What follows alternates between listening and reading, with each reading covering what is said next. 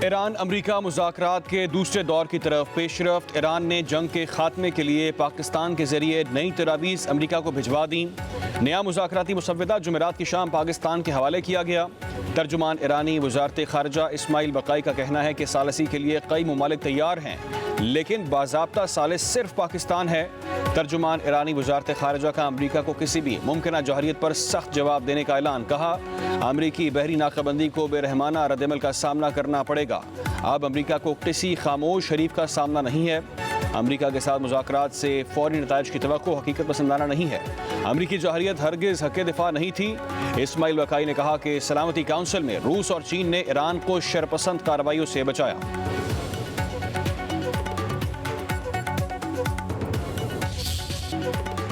Iran के साथ जंग जारी रखने का ट्रंप का इख्तियार खत्म। ईरान से जंग करनी है या नहीं, फैसला अब कांग्रेस करेगी। कानून के तहत अमरीकी सदर 60 रोज में ईरान से जंग की इजाजत लेने का पाबंद है। आज जंग को 60 रोज मुकम्मल हो गए। ट्रंप इंतजामिया ने ईरान के साथ जंगबंदी को ही जंग खत्म करने का तासुर दिया। अमरीकी हुकाम के मुताबिक जंग खत्म हो गई है। 7 अप्रैल से जंगबंदी के बाद कोई बराह रास्त तसादुम नहीं हुआ, इसलिए अमरीकी सदर को कांग्रेस से मंजूरी की अब कोई ज़रूरत नहीं। अमरीकी वजीर जंग पीट हेग्सेट कहते हैं कि जंग कब खत्म होगी ये फैसला व्हाइट हाउस करेगा। ईरान जंग कानूनी डेडलाइन के बावजूद भी जारी रह सकती है। उधर जंग से मुतालिक सदर ट्रंप के इख्तियारात महदूद करने की डेमोक्रेट्स की छठी कोशिश भी मुस्तरद। अमरीकी कांग्रेस में करारदाद 50 के मुकाबले में 47 वोटों से नाकाम।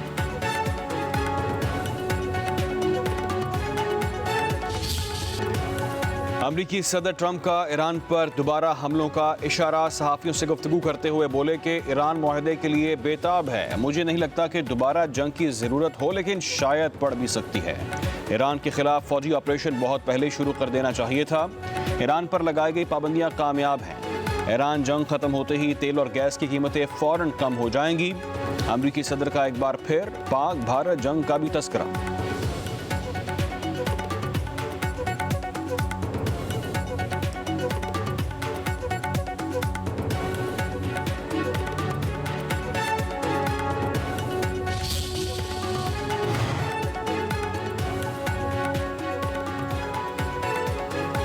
ईरान के सदर मसूद पज़ेश्कियान ने अमरीकी नाकाबंदी को नाकाबिले बर्दाश्त करार दिया। कहते हैं ईरानी बंदरगाहों की नाकाबंदी दर हकीकत फौजी कार्रवाइयों का तसलसल है। ये जंगबंदी के बावजूद जारी है। ईरान सब्र तहम्मुल और मुफाहमत का मुजाहरा कर रहा है। ईरानी वज़ीर ख़ारजा अब्बास इराक़ची ने एक बयान में कहा, नेतन्याहू का खेल अमरीका को $100 अरब का नुकसान पहुँचा चुका। ईरान जंग की लागत दावा करदा रकम से 4 गुना ज़्यादा है। इसराइल फर्स्ट का मतलब अमरीका लास्ट ही होता है। महंगाई कर रही हो तो सैलरियाँ बढ़ाओ, तनख्वाहें बढ़ाओ, सही है, कुछ तो आवाम को सहूलत देनी चाहिए। तो ऐसा कुछ है नहीं, सिर्फ पेट्रोल ही पेट्रोल बढ़ा जा रहा है। रोज़ सुबह उठते हैं नया रेट होता है। वार हो रहे, अभी भी रास्ते में यही सोच रहा था कि जो 150 रुपये में हमारी पेट्रोल आ रहा था वही 500 में आ रहा है। गुजारा ही नहीं हो रहा। हम चाह रहे हैं साइकिल ले लें, साइकिल पे चलें, तनख्वाहें बढ़नी नहीं है। बस आवाम को पागल करा हुआ है, आवाम को इन्होंने सताया हुआ है। 100 रुपये में जो काम हो जाता था अब वो 400 रुपये में भी नहीं हो रहा। इन लोगों ने इस नेहत पे लाके खड़ा कर दिया कि गरीब आदमी के बस का अब कुछ भी नहीं रहा, कुछ भी नहीं रहा। पेट्रोलियम मसनूआत की कीमतों में इजाफा। पेट्रोल की फी लीटर कीमत 6 रुपये 51 पैसे, डीजल की कीमत 19 रुपये 39 पैसे बढ़ गई। आवाम का पारा हाई। कहते हैं कि आमदन वही है, महंगाई डबल और सफ़र महंगा हो गया। हर रोज़ बढ़ती कीमतें, आखिर कब रुकेगा ये सिलसिला? अब गाड़ी नहीं, घर चलाना भी मुश्किल हो गया। 2 वक्त की रोटी को भी तरस गए। महंगाई के तूफान ने जीना दोभर कर दिया।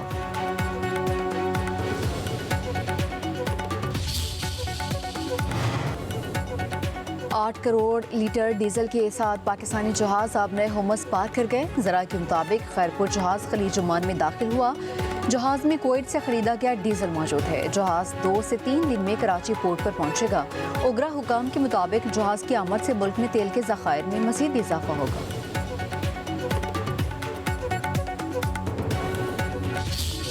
13 और 14 तारीख को 5-5 घंटे की लोड शेडिंग हुई। 15 और 16 को 7-7 घंटे की लोड शेडिंग हुई। 17, 18, 19 तारीख को 0 लोड शेडिंग हुई। और 19 तारीख से लेके अब 29 अप्रैल तक 2 से 2.5 घंटे का जो दौरानिया है उसका लोड शेडिंग का रहा। और गैस का हमारा जो हमने स्पॉट के ऊपर महंगी गैस खरीदनी पड़ी क्योंकि कतरी गैस नहीं आ सक रही थी आप लोग की सहूलत के लिए, वो अल्हम्दुलिल्लाह कल पाकिस्तान के अंदर पहुंच चुका है। और उसके पहुंचने के बाद बिजली की लोड शेडिंग का अब खात्मा हो चुका है। बिजली की लोड शेडिंग का खात्मा हो चुका है। वफाकी वजीर तवानाई अवैस लगारी का दावा, कहते हैं कि 13-14 रोज़ कबल आवाम को लोड शेडिंग का सामना करना पड़ा। हमें LNG मौसूल हो चुकी है, जिससे लोड मैनेजमेंट का खात्मा हो चुका है। डीजल या फर्नेस ऑयल से बिजली बनाते तो महंगी पड़ती। पन बिजली की पैदावार 6000 मेगावाट तक पहुँच चुकी है।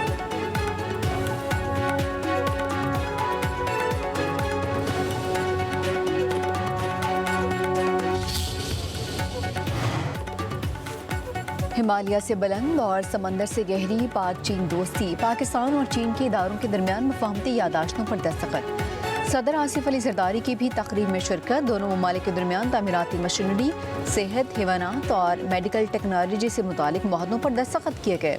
सलीम मानवीवाला और सिंध के वजीर शर्जील इनाम यमन ने मुआहदों पर दस्तखत किए। पाकिस्तान और चीन के दरमियान 75 साला दोस्ती पर मबनी दस्तावेजी फिल्म भी दिखाई गई।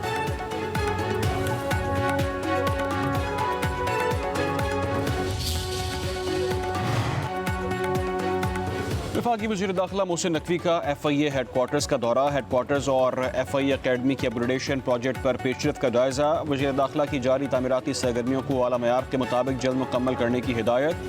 वज़ीर दाखिला की ज़ेर सदारत इजलास। FIA को मज़ीद मौसर, फ़आल और आवाम दोस्त इदारा बनाने के लिए इस्लाहात पर पेशरफ का जायजा। मोहसिन नकवी ने कहा कि साल के अख्ताम तक FIA को जदीद खतूत पर इस्तवार करना हमारा हदफ है।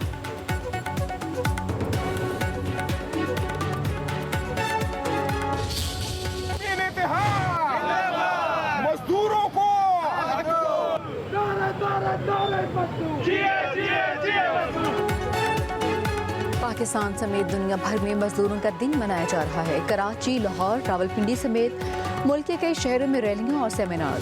शिकागो के मजदूरों को खिराज अकीदत। 1886 में अमेरिका के शहर शिकागो की तहरीक ने दुनिया भर के मजदूरों को एक नए दौर में ला खड़ा किया। सैकड़ों मजदूरों ने जाने देकर दुनिया को एक नई आवाज़ दी।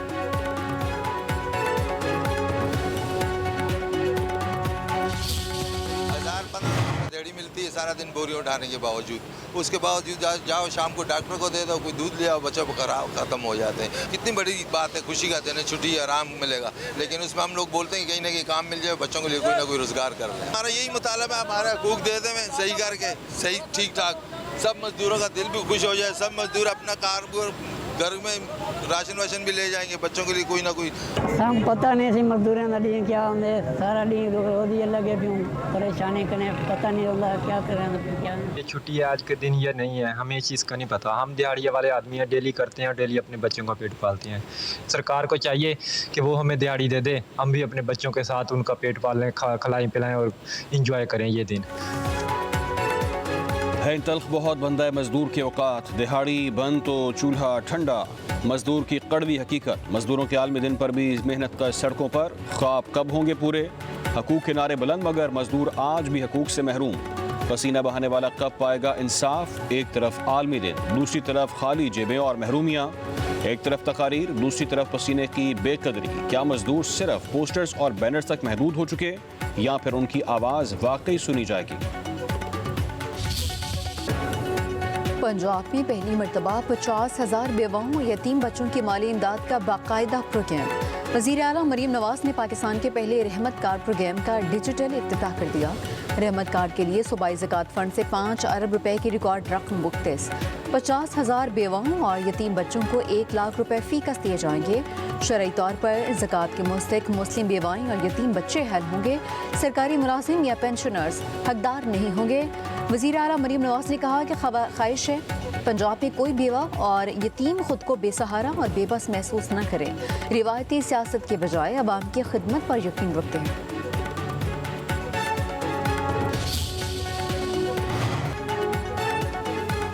हमारे मुल्क में ठेकेदारी निज़ाम चल रहा है। अमीर जमात इस्लामी हाफिज़ नईमुर रहमान का मजदूर डे पर मंसूरा में तकरीब से खिताब। कहा 12-12 घंटे ड्यूटी करने के बावजूद मजदूरों को उनका हक नहीं मिलता।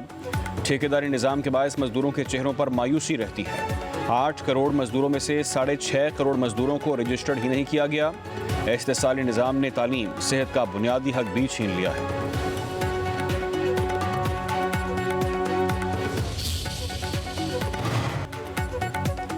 गजा के लिए इमदाद ले जाने वाले ग्लोबल स्मूथ फ्लोटेला के गिरफ्तार मुतादिद अरकान को इसराइल ने यूनान के मुंतकिल कर दिया।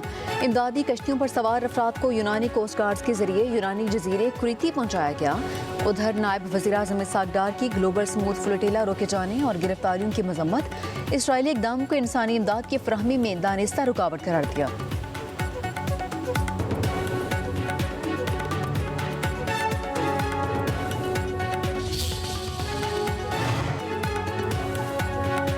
जंगबंदी के बावजूद इसराइली फौज के लबनान पर हमले। सिहोनी फौज ने जनूबी इलाके में हमले करके 9 अफराद को मौत की वादी में धकेल दिया।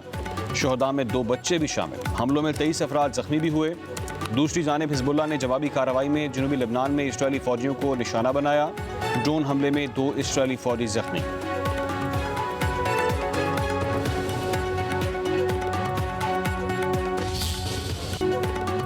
नाकाबिले तस्खीर दिफा। पाक फौज का दुश्मन को 2 टोक पैगाम। पाक फौज मुल्क की सरहदों के तहफ़्फ़ुज़ और दिफा के लिए हर लम्हा तैयार। सिपहसालार सैयद आसिम मुनीर ने 1 मई 2025 को टीला फायरिंग रेंज का दौरा करके ऑपरेशनल तैयारियों का जायजा लिया। तरबीती मशकों से जदीद हथियारों, मरबूत मनसूबाबंदी और मैदान जंग में फौरी रद्दअमल का अमली मुजाहरा किया गया। अस्करी क़यादत का दुश्मन को पाकिस्तान की इलाक़ाई सालमियत और खुद मुख्तारी पर कोई आंच बर्दाश्त न करने का वाज़ेह पैगाम। आलमी माहिरीन के मुताबिक पाक फौज मरबूत जंगी हिकमत अमली और पेशावराना महारत से बारहा भारत का जंगी जुनून खाक में मिला चुकी है।